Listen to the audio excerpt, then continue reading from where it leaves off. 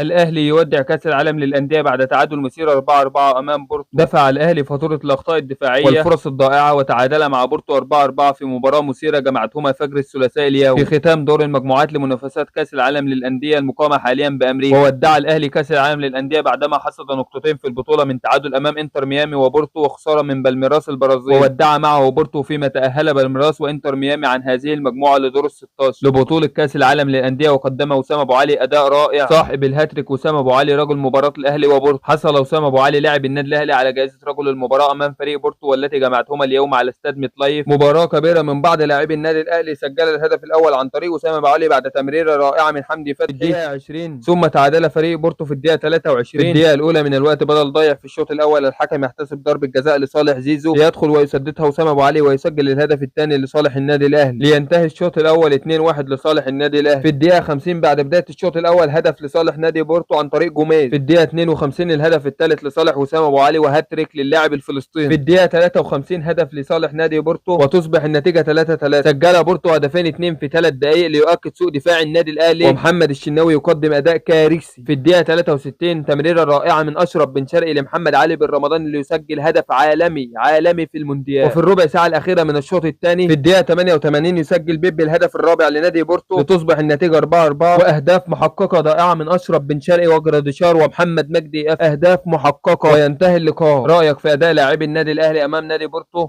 الاشتراك في القناة وتفعيل الجرس ليصلك كل جديد.